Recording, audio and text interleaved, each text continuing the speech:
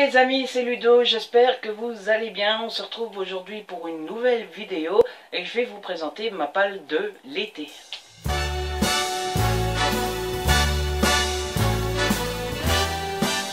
Si vous me suivez depuis le début sur la chaîne, je n'ai jamais fait de palle, ni pour l'hiver ni pour le printemps. Simplement parce que c'est pas que j'aime pas le principe, mais comme je sais jamais à l'avance ce que je vais lire, principalement à cause des SP, parce que je fais passer les services presse à l'avance, voilà, je ne trouvais pas beaucoup d'intérêt à faire des pales, en sachant très bien que je n'allais pas les respecter. Ça a changé l'autre jour, pendant que je regardais un petit peu ma palle, que je farfouillais un petit peu dedans, et j'ai trouvé qu'il y avait pas mal de livres assez légers, et je me suis dit, pour tous ces livres, oh mais ça je lirais bien en été, tiens je lirais bien en été. Et donc j'ai décidé de me faire une palle spéciale pour l'été, que j'ai décidé de partager. Le premier de cette livre que j'ai décidé de mettre de côté pour l'été est à un détail près de Kristan Higgins aux éditions Mosaïque. Ça fait un moment que j'ai ce livre dans ma palle. Je l'avais acheté parce qu'il me semble que c'est Moody, de la chaîne Moody Take Book, qui adore cet écrivain, et voilà, j'étais tombée dessus.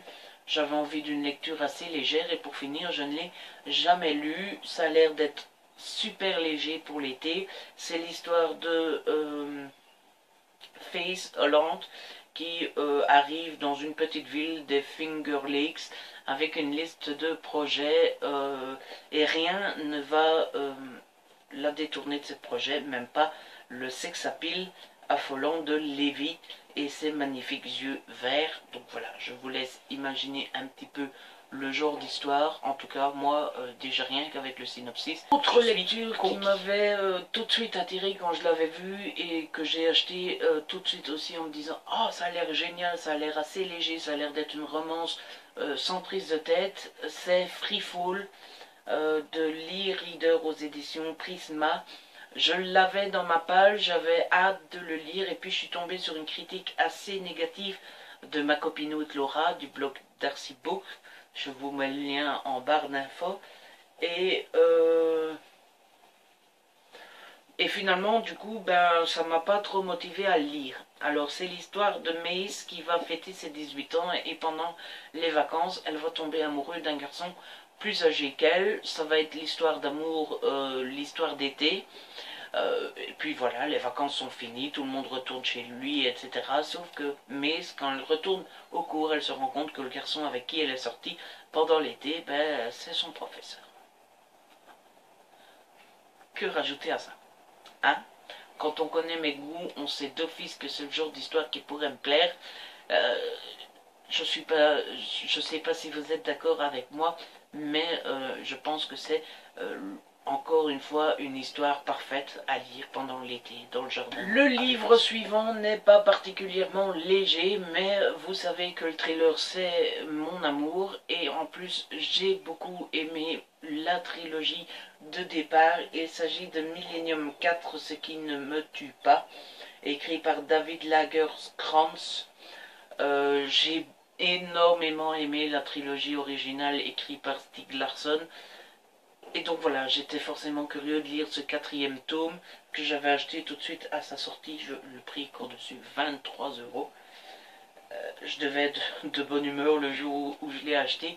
Donc voilà, j'ai très hâte de le lire. C'est un thriller, c'est du Millennium. Seulement voilà, c'est plus le même écrivain. J'ai très hâte, mais j'ai aussi peur que Monsieur Lagercrantz n'ait pas réussi à remettre l'âme et le sel que Stieg Larsson avait réussi à mettre dans sa trilogie d'origine, surtout que d'après ce que j'ai compris, Lisbeth, qui est quand même l'une des deux personnages emblématiques de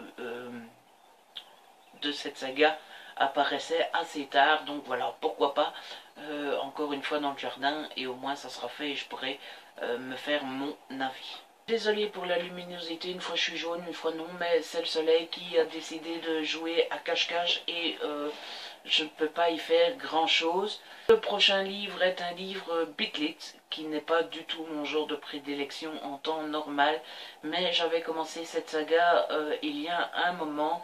Il s'agit de Quand le danger rôde, le premier tome de La Communauté du Sud, écrit par Charlène Harris.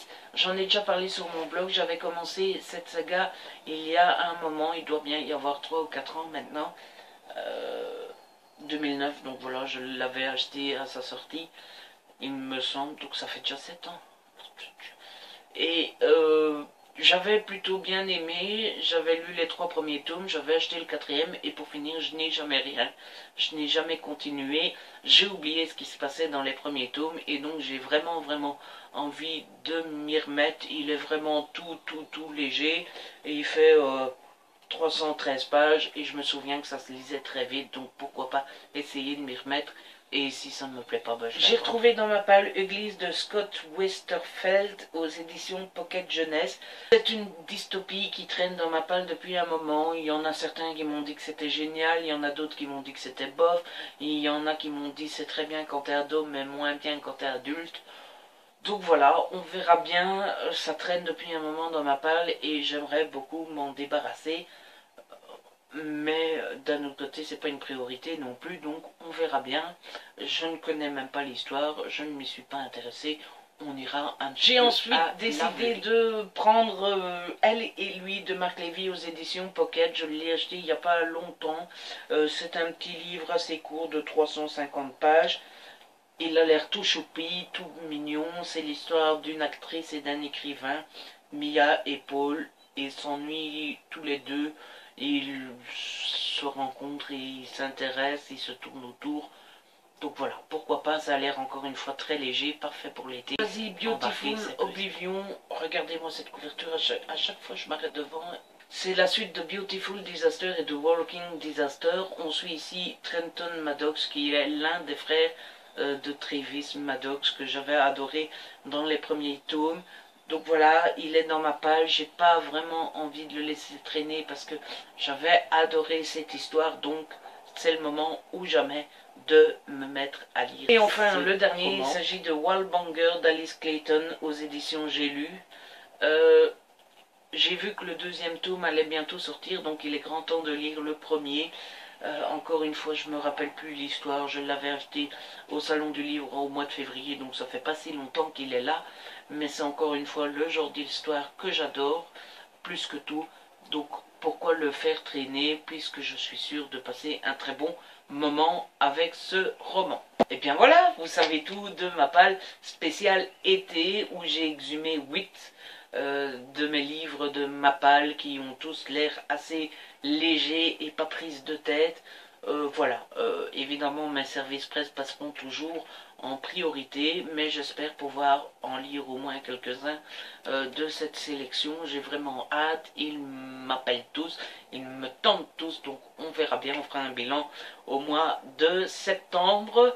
On se retrouve très vite pour une nouvelle vidéo. Si celle-ci vous a plu, n'hésitez pas à la liker et à la partager. Abonnez-vous, ça fait toujours plaisir. Et en attendant de nous revoir, prenez soin de vous et de ceux que vous aimez.